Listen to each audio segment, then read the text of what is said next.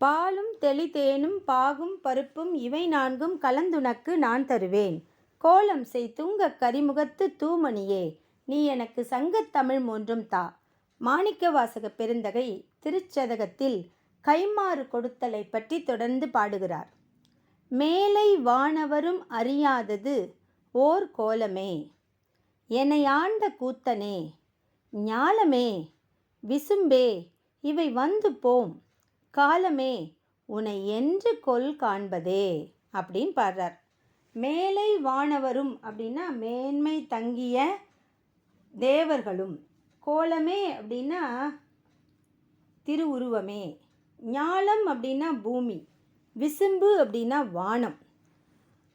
மேலை வானவரும் அறியாதது ஓர் கோலமே அப்படிங்கிறார்.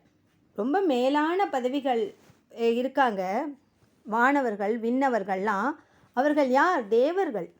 தேவர்கள் மட்டுமில்லை, பிரம்மன், திருமால் எல்லாரும் உன்னை அறியணும் அப்படின்னு பார்த்தா அவங்களுக்கெல்லாம் நீ ஒப்பற்ற திருவுருவமாக இருக்கியே, அவ்வளோ ஒரு உயரத்தில் இருக்க, அவ்வளோ ஒரு சிறந்தவனாக இருக்க.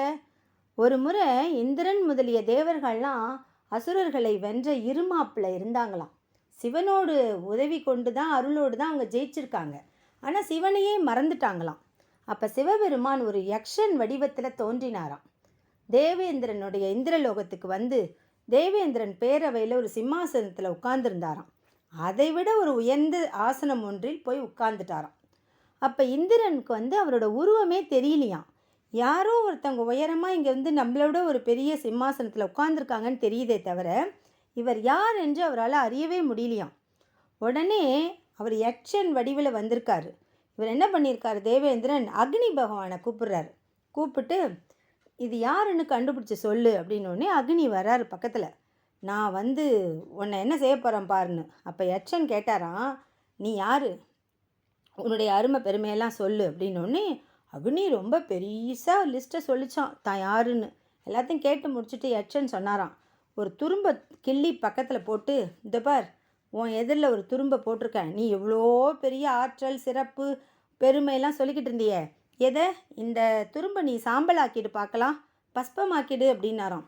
அக்னி தேவன் எவ்வளவு முயன்றும் அதால் முடியவே முடியலையாம்.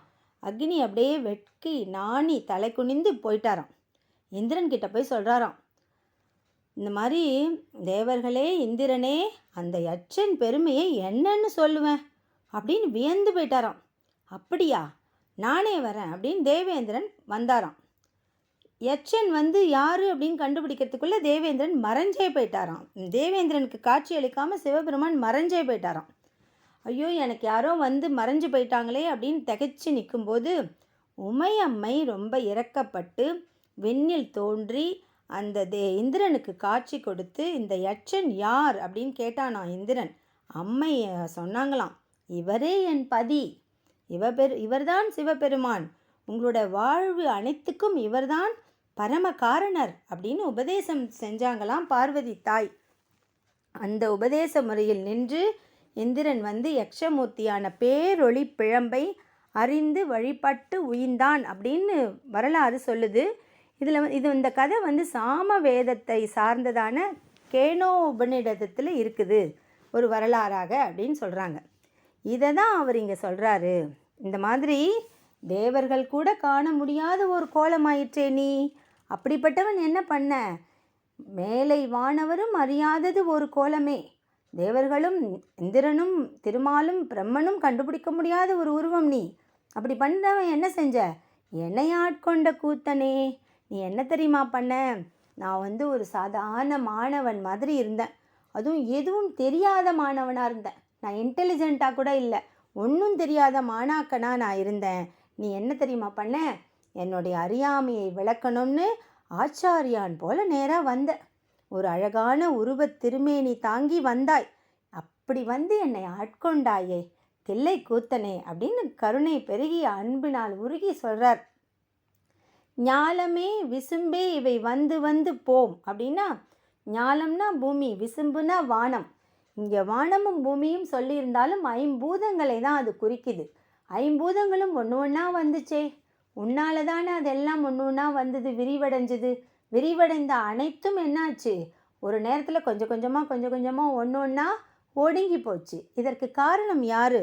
பரம காரணகர்த்தா நீதானே, பரம்பொருளாகிய நீதானே அந்த ஆகாயம், அதுக்கப்புறம் காற்று, அப்புறம் நெருப்பு, அப்புறம் நீர், அப்புறம் பூமின்னு விரிச்சுக்கிட்டே போனேன். கடைசியாக ஊழிக்காலம் நெருங்கும்போது இப்படியே ரிவர்ஸ் ஆர்டரில் எல்லாத்தையும் ஒடுக்கி வச்சுக்கிட்ட. அப்படிப்பட்ட நீ அது என்ன செய்யும்? வந்து போகும். இந்த ஐம்பூதங்களும் வரும், திரும்பி போகும். அதுக்கெல்லாம் காரணகர்த்தா யார் அப்படின்னா காலம்தான்.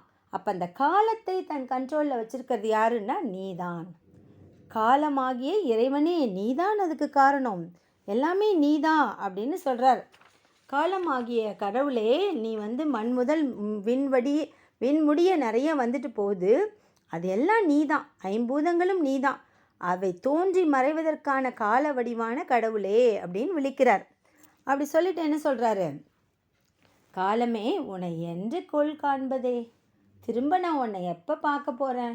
அழகாக நீ வந்த, நான் உன்னை மிஸ் பண்ணிட்டனே, அப்படியே விட்டுட்டனே, நீ என்னை விட்டுட்டு போயிட்டியே, உன்னை நான் எப்போ தான் பார்க்க முடியும்? அந்த நேரம் எப்போ வரும்? நான் அப்படியே காத்துக்கிட்டு இருக்கனே, அறியாமையினால் நான் ஏதோ வினையினால் நான் உன்னை மிஸ் பண்ணிட்டேனே, நான் உன்னை விட்டுட்டனே அப்படின்னு சொல்லிட்டு அவர் விண்ணப்பம் கொடுக்குறார் இறைவன்கிட்ட. திரும்ப திரும்ப அன்பால் அழைக்கின்றிலேன், நான் உன்னை அன்பாக கூப்பிடாமல் விட்டுட்டேன், உன்னை நான் பிடிச்சி வச்சிருந்துருக்கணும், மிஸ் பண்ணிட்டேன் அப்படின்னு சொல்லி தன் குறையை தானே உணர்ந்து அந்த திருவடி தாமரைகளை பற்றி கொள்ள வேண்டுங்கிற விருப்பத்தை தான் ஒன்று ஒன்றா விண்ணப்பிச்சுக்கிட்டே இருக்கார். அதனால் இதை உன்னுடைய திருவடிகளில் என்னுடைய சிரத்தை வைக்கணும்னு ஒரு விண்ணப்பத்தை கொடுக்கறதுனால இதுவும் கைமாறு கொடுத்தல், அந்த டாப்பிக்கில் தான் இந்த மாணிக்க வாசகர் இதை பாடிக்கிட்டு இருக்கார். ஸோ நாமளும் நிறைய தவறுகள் செய்வோம், இறைவன் செய்த பேரருளை சில சமயம் மறந்து போயிடுவோம்.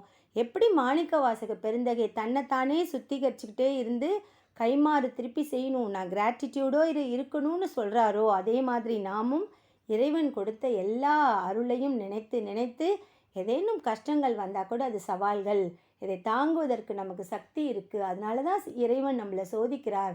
இதற்கு காரணம் இறைவன் இல்லை, நம்மளோட வினை பயன்கிறத உணர்ந்து கொண்டு சிவபெருமானின் திருவடி தாமரைகளை வணங்குவோம், அவன் பேரருளை பெறுவோம். திருச்சிற்றம்பலம், திருச்சிற்றம்பலம், திருச்சிற்றம்பலம்.